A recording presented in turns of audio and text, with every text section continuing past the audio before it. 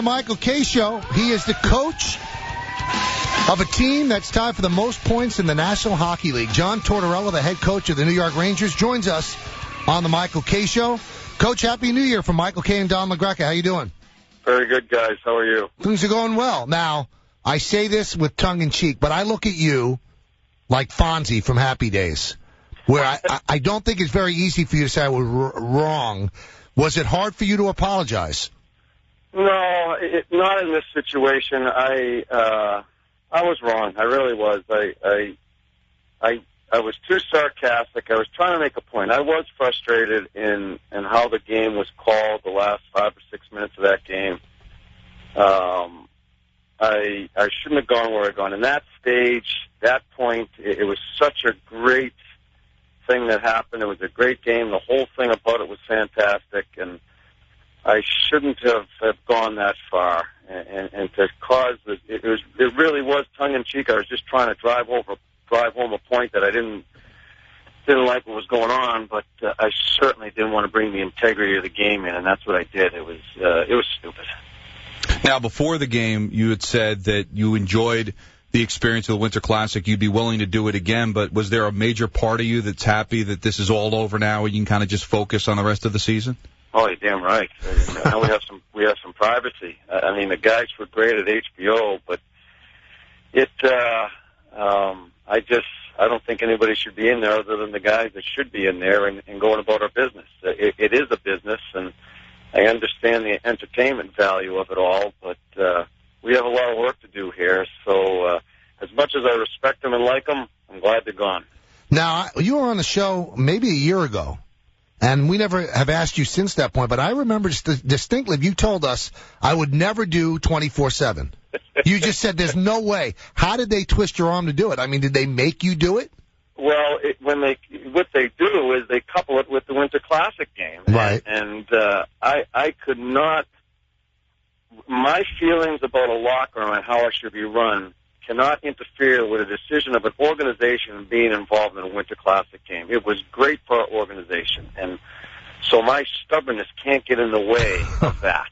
And so Glenn and I talked, and when it all came about here a while back, and I said that we have to be involved in this. It's such a great thing for our organization. It was great for our players, and it truly was a fantastic experience for us all. Did you edit yourself at all, Coach? Because, I mean, your language was a little salty on 24/7, but did you find yourself cognizant of the cameras and the microphones? No.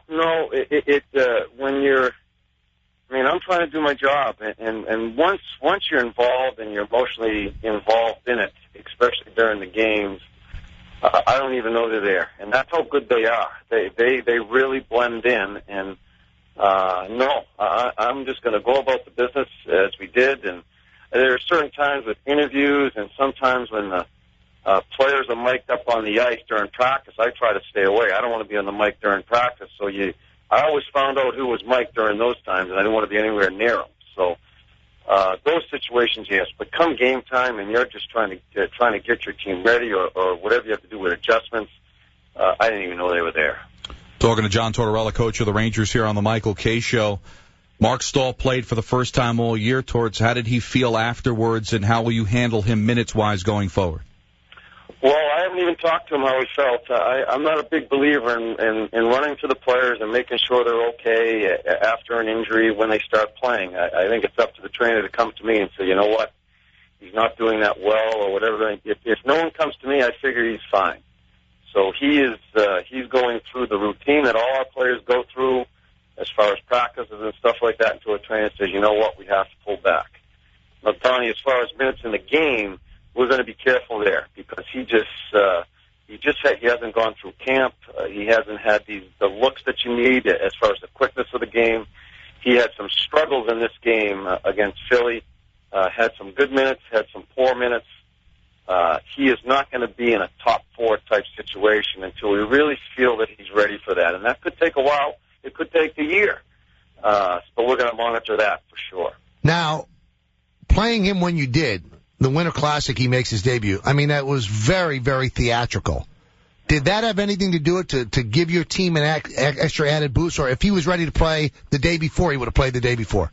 Absolutely. It had nothing to do with theatrics or motivation.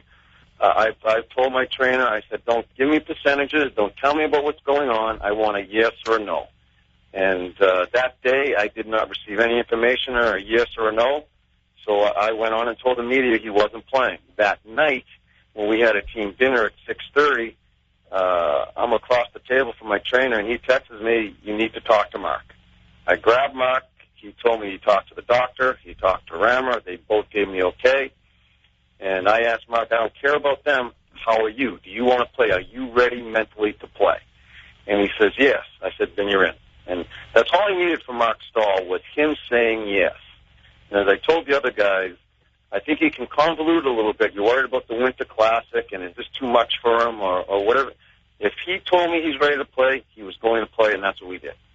It seems like you've passed every test that's been in front of you this regular season, and you've talked about before about being ready to win, and you weren't sure in 04 Tampa was ready to win, and they did. Do you think now through 37 games that this team might be ready to take that step and be a legitimate contender for the Cup?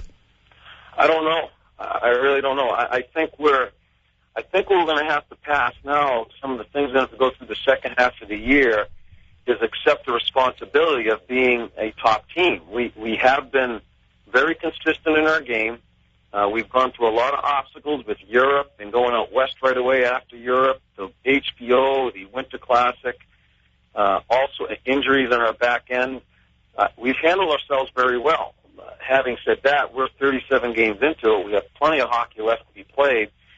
We have a target on us now as being one of the top teams, at least at this point in time. Are we going to be able to handle that? It takes responsibility to be consistent in this type of role. So we're going to find out here very shortly as we start playing really the grind and guts of the season here in January and February, because that's when it's really tough, hard hockey.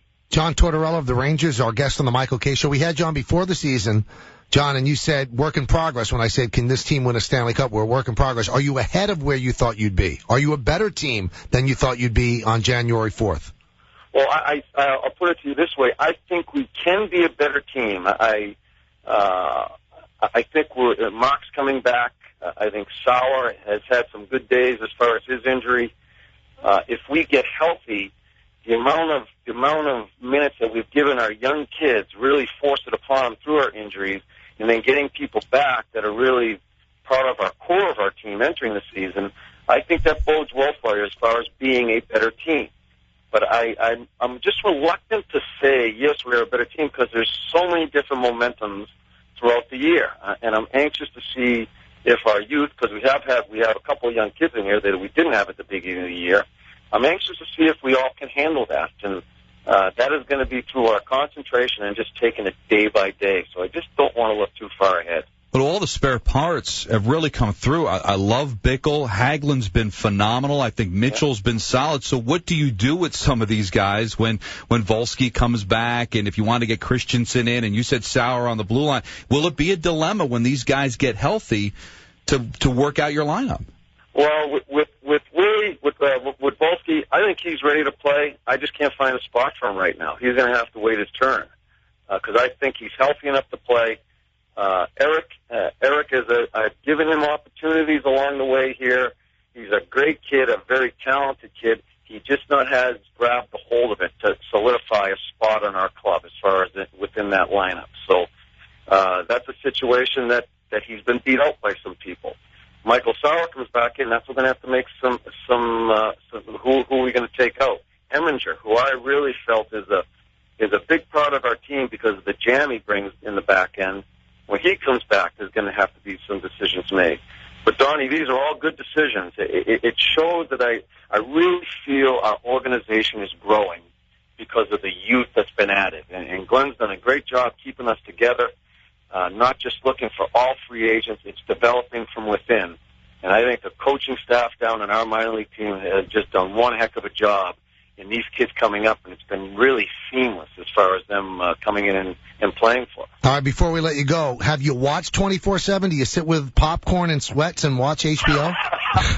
I've watched the first two. I didn't watch the third one. I'm not even sure when the fourth one's coming out. Tomorrow, right, Don? Thursday, yeah. Yeah, tomorrow. I get enough updates from a lot of different people that as far as what's going on with it, I'm not even sure if I'll watch the last two. The biggest concern I have right now is a letdown of our club because it's been an exciting time for our team. Players are entertainers. They loved having them around. We have found a way to win games through the process. We won a huge game in the Winter Classic coming back in the third period. We just need to keep our energy up now because it was pretty lonely in that locker room today. No one was around. So we need to make sure, and that's my biggest concern, is back to business here and in a very important time of our year. You like the Giants' chances on Sunday? I love the Giants' chances. Really? Is he a big right. Giant fan? Oh, yeah. I'm a huge Giants fan. From Boston, and I'm a huge Giants fan. Now, is that from your heart or for your head? No, it's from my heart. Yeah, that's what I figured. Now, final thing, do you think that the apology today will save you a fine? No, and rightfully so. I need to, whatever they give me, I need to accept it because I just shouldn't have done it that way. Denny LaRue and Ian, they're two good refs. Again, I'm frustrated still how it was done, but Mike, in that situation, I tainted a really good thing, the Winter Classic. It was well run, it was fantastic, and I ran my mouth when I really shouldn't have done it. I didn't need to do it that way. It's weird though because we once asked Rex because Rex got fined $50,000, and no matter how much money you make, writing a check for $10,000-$20,000 is a killer. I mean, will that really bother you when you have to scribble that? Well, I've done it a few times along the way here already, so it's must stink. Yeah, it does. I mean, you love the sport, and I think some of the emotion is part of it. But you have family. I have a family, and you have other things to worry about. Sure, it's a kick in the teeth, but shut your mouth, and maybe it doesn't happen. Coach, great stuff. Thanks for coming on. We appreciate it always. Okay, guys. Have a great New Year. All right, be well. Yeah, Happy New Year. That's John Tortorella. His team's doing so well. Coming up.